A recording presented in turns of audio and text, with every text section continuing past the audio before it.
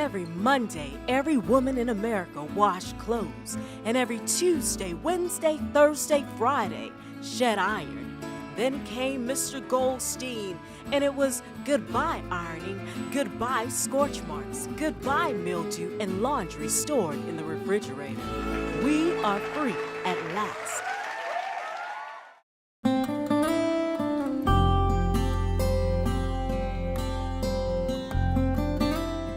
Herman Bombay? I think of our column she wrote about Herman.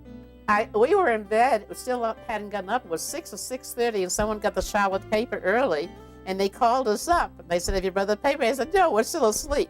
They said, "You go read it," and we did. And I don't know. She wrote. I gave you the. Didn't I give you? I don't know how she found out about him, but it must be in the things I gave you. Yeah, that was it. What that had to,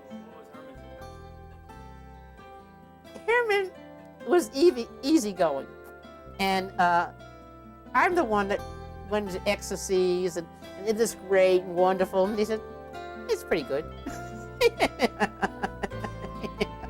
He was self-contained, but when it came to sex, though. There was a big polio epidemic when he was born. That was 1917 in Providence, Rhode Island. And his mother was told to leave the city and to go to the country where the air would be purer, the milk would be fresher, the eggs would be fresher, and he wouldn't be in the area of this big scurvy. So she took him, and that's where he got polio. And she was told he'd never be right. But she took him to another doctor in New York, and he did some testing. I don't know how old he was, 6 months, 8 months, I don't know. Anyway, he did some testing.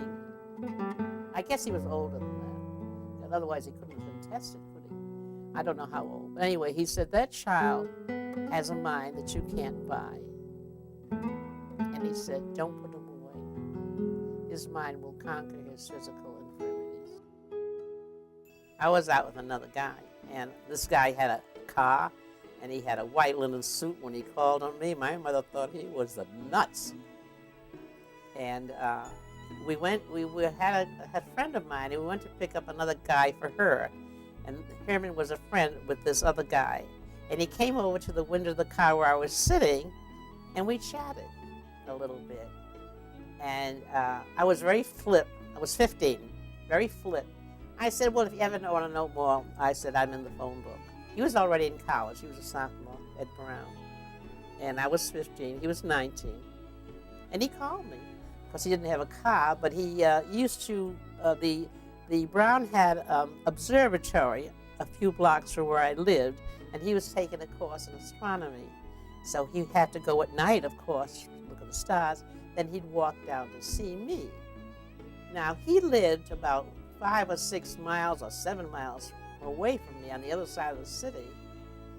And he stayed so long that the last streetcar left, he used to walk home. And that was quite a walk. It took me a few months before I knew I really wanted to spend my life with him. Then my life at home became a hell. My mother was adamantly against him because of his physical infirmities. She thought he could never make a living. In those days, you know, you married someone and you stayed home and kept house. She thought he could never make a living and take care of me. And she thought that also he would have mental reservations or imperfections because of his physical condition. And she thought he would be not right intellectually or mentally because of his tough physical condition. So that was a very trying time for me because I loved my mother. I knew she wanted what was good for me, and yet I knew if I couldn't spend my life with him, I would never be happy. Herman went to, his high school was interesting. He went to a school called Classical in Providence. And they only did, people that went there were prepared to go to university college. It was strictly, he took, and he said it was such a damn waste of time. He said he took Greek, Latin, well, he took German in college. When you were a chemist, all the chemical books were written in German. The Germans are the great chemists of the day, you know. We looked down on them, but the real important textbooks were written by Germans in German. So in order to read it, you had to learn German, which he did. But he did that. But he said when he went to classical, they emphasized Latin and Greek. He said, what the hell was that good for? I did algebra. I couldn't do geometry. But he would, well, my teacher used to give us original exams to do at home. I didn't know what the hell they were. But he would come over to see me, and before any hanky-panky had on, he would make me work through the original examples with him so I would understand them. And I handed my homework, fine. Come to a test, and the teacher said, what's wrong with you? You do these magnificent work, and look. I said, I get nervous on tests. So where do we live? Do we live in Rock Hill, so he has to commute to Chester, or live in Chester? Now, when we lived in Rhode Island, the plant moved to a place in the northern part of Rhode Island, and he had to commute. They had a carpool, but it was 55 miles each way. That's a long way. Except it wasn't so bad because it was not in a city driving. It was right out of a state road, highway. But still, it was a 50-minute commute, and they had carpools. I said, you've been commuting long enough in your life. Let's live where you work. And it proved to be interesting and a very interesting experience for me. I was the only Jew, as you know, in Chester. Everyone leaned over backward to show how accepting they were, and they were. They really were. And another plus was, it was 2 minutes from where he worked, and he came home for lunch every day. And he said, I told everyone I go home for a hot lunch. You know what that means.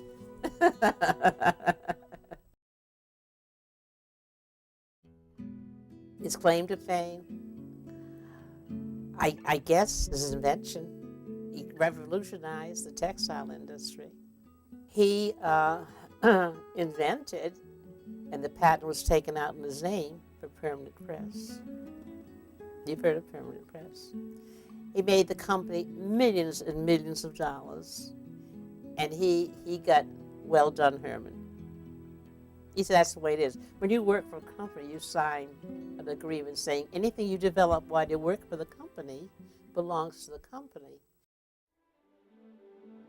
There was a time, and it was a bad time in our lives, when there was some funds were disappeared within the company somehow, and they couldn't trace them. I don't know why or how or what, but being at the head of the company, the general manager, it was on his onus. It was his fault for doing it. So he came home one day for lunch, and he said, I hope you still love me. I said, what are you talking about? He said, I've been demoted. And it hit him very badly, very, very badly. His first inclination was, he says, how the hell can I go back to them when I've done so much? And then he said, what am I going to do? I'd say, he was late 50s at that time. He said, well, I can't start over, so I'm going to have to swallow my pride and go back. And that's when he developed the international business. They had never done any business internationally at all.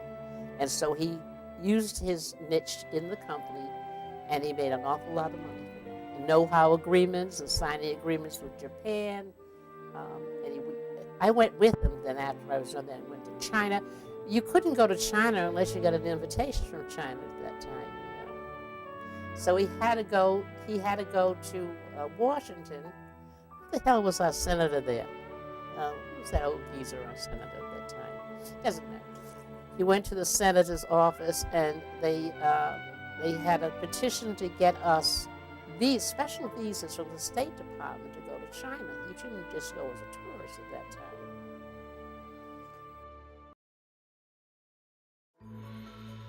He called him from New York, the embassy called him and said, we have a delegation for China, and they'd like to see a textile mill, but nobody will let them in. They think they're going to steal the secrets. They said, Herman, can you do anything about that? Herman said, I'll try. I have an entree with Springs. I've done a lot of work with them. They had called Springs, and Springs said, they're going to steal our know-how. So Herman called Springs because he knew someone there very well. He'd worked with developing this permapress, run a lot of trials there, so he became very friendly.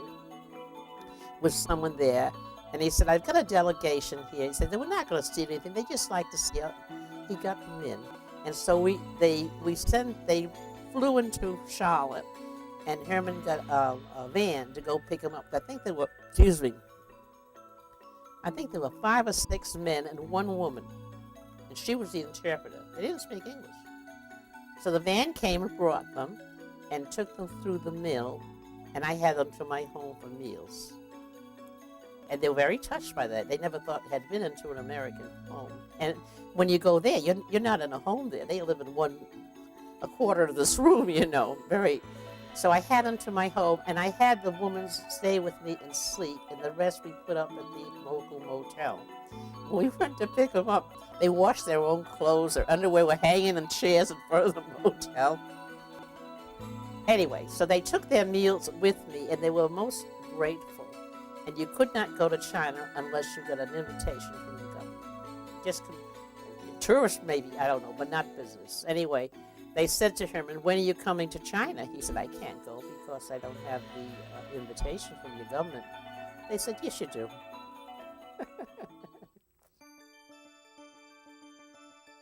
Herman played golf. He went to someone that helped him develop his own swing. He only had one use of one arm, And he developed a good swing, but he developed accuracy. So when he played golf, the others would have a ball that would go far. His didn't go far, but it went straight and true. So he did very well because of that. So, and I remember once he came home, and the company he worked for would have golf outings, and they would drink. And they always had a bottle in their golf bag. And he said the last tee, he was on his stomach running up the tee. Somebody gave him, when he was a little boy, I guess he was very young, 10 or so, a child's paint set. And he started doing that. And he graduated from that. I don't know if he ever went and had painting lessons or not. I think he was self-taught, although I think maybe he did go for some painting classes. I don't know. But he was mostly self-taught. And when we go to Provincetown, a lot of painters, now we had a friend that did watercolors, dashed them off fast, but not Herman.